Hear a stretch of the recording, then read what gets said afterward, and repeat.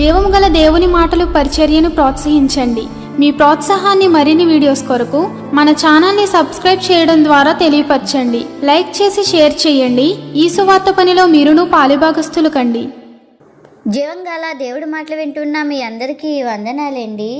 జీవం గల దేవుడి మాటలు ఈరోజు మీతోని నాతోని ఏం మాట్లాడుతున్నారో ఇందామా మరి. ప్రియా దేవుడి సంఘస్థులారా, ఈరోజు వాక్యాంశము నేను నిన్ను మరవను. హల్లెలూయా. ప్రియాదేవుడి సంఘస్థులారా, మీరంతా బాగున్నారు కదా? దేవుడి కృప చూపించి మనకి మరొక నూతన రోజు అనుగ్రహించారు. మరి ఆయన నామాన్ని గొప్ప చేయడానికి, ఆయన నామలు మనం అందరం ప్రకాశించడానికి మరి ప్రార్థనలు చేసుకున్నారా? బైబిల్ చదివారా? ఆన్లైన్ సర్వీస్ ఎక్కువ అవుతుంది రాను రాను.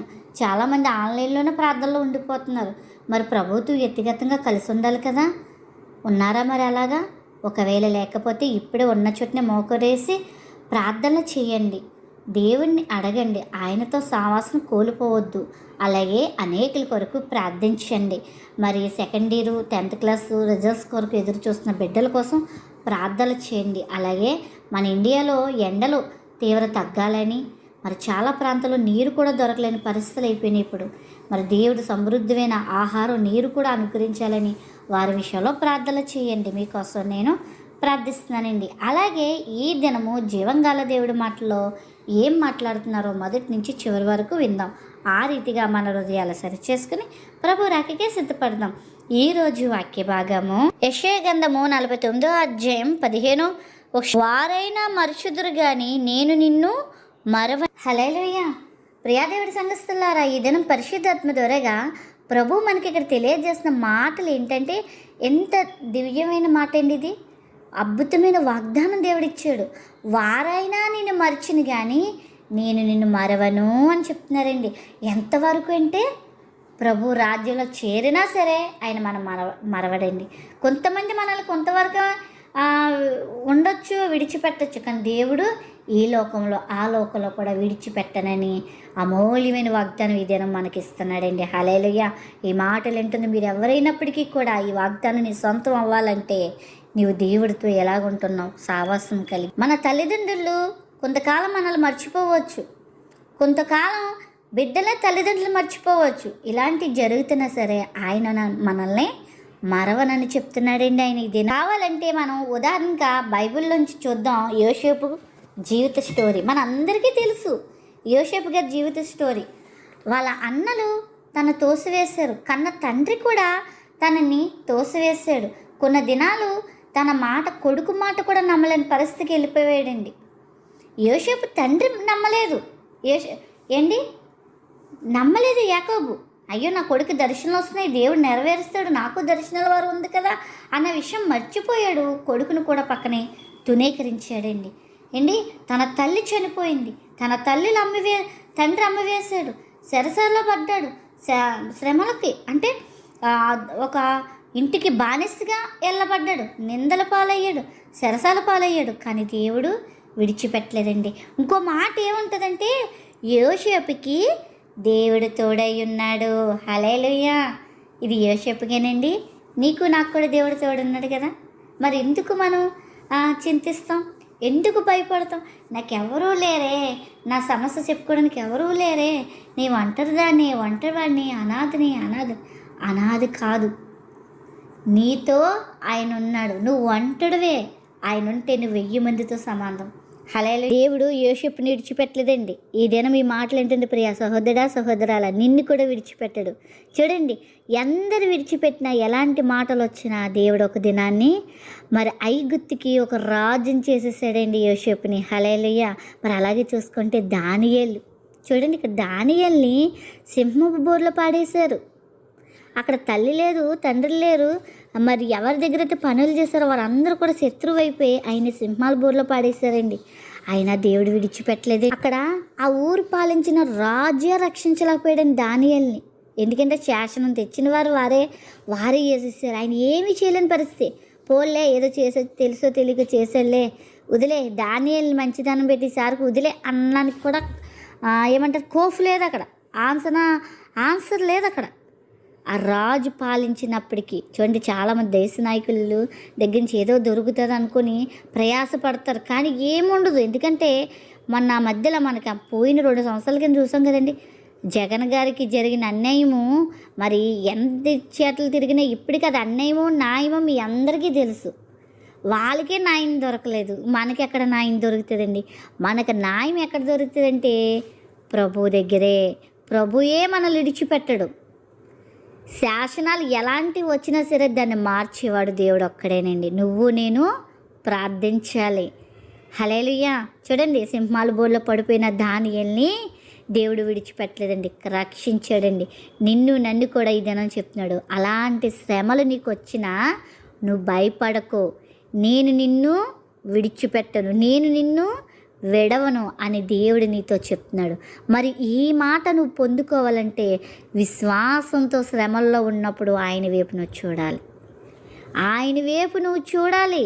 యోసేపు దేవుడి వైపు చూశాడు. అయ్యో నా తండ్రి ఇలాగ అన్నాడే, అయ్యో నా అన్నలు ఇలాగ అన్నారని కూలిపోతూ ఉండలేదండి. శ్రమల్లోంచి నడుస్తూ కూడా చిరునవ్వు కదలలేదండి. ముఖంలో దుఃఖానికి చోటు లేదండి, చిరునవ్వుతూ ఉన్నాడంట యోసేపు. అలాగే దానియేలు కూడా సింహాల బోర్లో పడిపోయిన భయపడలేదు, కానీ దేవుడితో సావాసం కలిగి ప్రార్థనలో గడిపాడండి. హల్లెలూయా. నువ్వు నేను కూడా శ్రమలు చూసి భయపడకూడదు. నాకే ఎందుకు వస్తున్నాయి, నాకే ఈ పరిస్థితి ఏంటి అనుకోకూడదు, కానీ దేవుడి వైపు చూడాలి. దేవుడు నిన్ను విడవడు, ఎడబాయుడు. హల్లెలూయా. దేవుడు మన పైన చూపించిన ప్రేమ ఇది గొప్ప ఉదాహరణండి. దేవుడు మనకి ఎంత ప్రేమ చూపిస్తున్నాడంటే ఆయన ప్రాణమే అర్పించేస్తాడండి మన కొరకు. చాలామంది తల్లిదండ్రులు బిడ్డల కొరకు కిడ్నీలు ఫెయిల్ అయినా లేకపోతే లివర్లు ఫెయిల్ అయినా ఇస్తూ ఉంటారు. చూడండి, కొంతమంది అయితే తల్లిదండ్రులు ఆ పిల్లలకి ఏమి ఇచ్చినా బ్రతికించిన పరిస్థితులు ఎంత అల్లాడిపోతారు. అంతకంటే మించిన ప్రేమండి మన దేవుడిది. హల్లెలూయా. అంతకంట గొప్ప ప్రేమ అండి, అవధులు లేవండి ఆ ప్రేమకి. కాబట్టి ప్రియ సహోదరాల, మనం ఏం చేయాలంటే దేవుడి మీద ఆనుకోవాలి. మన భారం ఏదైనప్పటికీ కూడా, నువ్వు ఒంటరి మహిళవా, ఒంటరిగా ఉన్నావా బ్రదర్, దేవుడి మీద భారమై. నీ ఒంటరితనాన్ని దేవుడి మీద భారమై. ఎవరూ లేరని కుంగిపోతున్నావా, దేవుడి మీద భారమై. నీ రోజువారీ జీవితంలో దేవుడి మీద భారం వేసి ముందుకు సాగిపో. నీకు అభయం దేవుడే. ఈ లోకంలో చాలామంది నీతో ఎవ్వరు కూడా కడవరకు ఉండరు, నీతో ఉండరు. ఏ నిమిషానికి ఎలాగుంటారో వారికి తెలియదు, నీకు తెలియదు, కానీ దేవుడికి తెలుసు. కాబట్టి దేవుడితో గడుపును, సమయం దేవుడికి ఇవ్వి. దేవుడి కంటే ఎక్కువగా ఎవరితో నువ్వు గడపకు. ఏది శాశ్వతం కాదు కాబట్టి గడపద్దని ఆయన బైబిల్లో కూడా చెప్పాడు. అందుకే అంటాడు ఆయన, నాకంటే ఎక్కువగా దేన్ని ప్రేమించొద్దని చెప్తాడు. దేవుడి మీద నువ్వు ఉండు, దేవుడికి ప్రధాన స్థానవి. ఏదైనా దేవుణ్ణి అడుగుచే, ప్రతి సమస్యలోంచి నిన్ను తప్పిస్తాడు. యోసేపు జీవితం మనం చూస్తున్నాం కదండి, దేవుడి మీద ఆనుకున్నాడు. దేవుడి విజయం కలగచేసి గొప్ప రాజుని చేశాడు. దానియేలు గారు ఎన్ని శ్రమలు రాని, ఏది రాని తల్లిదండ్రులకి చెప్పేవాడు కాదు, ఎవరికి చెప్పేవాడు కాదు, దేవుడితో చెప్పుకునేవాడు. తనకు అభయం, తనకు ధైర్యం ఉన్నదంటే ఎవరు? దేవుడే. మనకి కూడా అంతేనండి. మనం ఈ వాళ్ళని నెతికేసుకుంటాం ధైర్యం, కానీ దేవుడే మనకు అభయం అండి. అలా దినము దేవుడు నీతో సూటుగా చెప్తున్నాడు. పరిస్థితులు ఎలాగున్నప్పటికీ కూడా మనుషులు నిన్ను విడిచిపెట్టచ్చు, కానీ దేవుడు నిన్ను విడిచిపెట్టడు. నీ పరిస్థితులు ఎలాగున్నప్పటికీ కూడా నీకు దినదినము దగ్గర అవుతాడు ఆయన, క్షణమును నీకు దగ్గర అవుతాడు ఆయన. కాబట్టి ప్రియ సహోదరాల, నీ పరిస్థితులు ఏదైనప్పటికీ కూడా మనుషులకు చెప్పుకోవడం మాని. ఎవ్వరు నమ్మదగిన వారు కాదు. ఉన్న చోటే మోకరయ్యి, ఉన్న చోటే మోకలించు, ప్రార్థించు. దేవుడికి చెప్పుకో. ఆయన మీద నువ్వు భారమై, ఆయన్ని అధికంగా నమ్ము, ఆయన్ని విశ్వసించు. దేవుడి కార్యాలను చూస్తావు. హల్లెలూయా. సరైన సమయంలో దేవుడు నిన్ను సహాయం చేస్తాడు, హెచ్చిస్తాడు. ఒకవేళ ఎవరైనా నిన్ను మోసం చేసినా సరే, దూరం చేసినా సరే, నీ కన్నీళ్ళకు కారణమైన వారైనా సరే, నీ బాధకి కారణమైన వారైనా సరే, దేవుడు నీతో ఉన్నాడని నమ్మాలి. దేవుడే చూచుకుంటాడని నమ్మాలి. దేవుడి అనుమతి లేకుండా ఏది నా వద్దకు రాదు, దేవుడే నాకు సహాయకుడు అని నువ్వు విశ్వసించాలి. హల్లెలూయా. ఈ లోకంలో మనల్ని ఎవరు విడిచిపెట్టినా దేవుడు మనల్ని విడిచిపెట్టడండి. ఆయనే మన భరోసా, ఆయనే మన ధైర్యం. ఎవరైనా నీ ధైర్యం ఏంటి అని అడిగారనుకో, నా ధైర్యం నా యేసయ్య. ఏం చూసుకొని గర్విస్తున్నావని అనుకో, నేను యేసయ్యని చూసి ఉన్నాను. ఏంటి నీ భరోసా అంటే, నా తండ్రి యేసయ్య. ఏంటి నీవు అతిశయిస్తున్నావు దేంటి అంటే నా యేసయ్యని చూసి నేను అతిశయిస్తున్నాను. దేన్ని చూసి నువ్వు ఇంకెలాగ ఉన్నావంటే నా దేవుణ్ణి అని చెప్పండి. భక్తులు అదే చేశారు. యోసేపుని అడిగారు, ఏంటయ్యా నువ్వెంత నింద భరిస్తూ ఎలాగున్నావయ్యని సరసరలు అడిగితే నా దేవుడే చూసుకుంటాడండి. నా దేవుడు నాకు వాగ్దానం ఇచ్చాడండి. ఈ వాగ్దానం నాకు ఇచ్చాడు. ఆ వాగ్దానం నెరవేరుతుంది నా జీవితంలో. మీరు ఫరోను కలిసినప్పుడు నా కోసం చెప్పండి అని చెప్పాడండి. దానియేలు, ఏంటి నీ భరోసా? ఎవరిని చూసుకుని నీకు ప్రాణభయం లేదా దానియేలు అంటే, అబ్బెబ్బే నాకు ప్రాణభయం లేదు. ఆయనతో ఒక్క క్షణం గడపపోతే నాకు మరణం లాంటి భయం. ఆయనతో గడిపితే నేను బతికున్నట్టు అని అనుకున్నాడండి.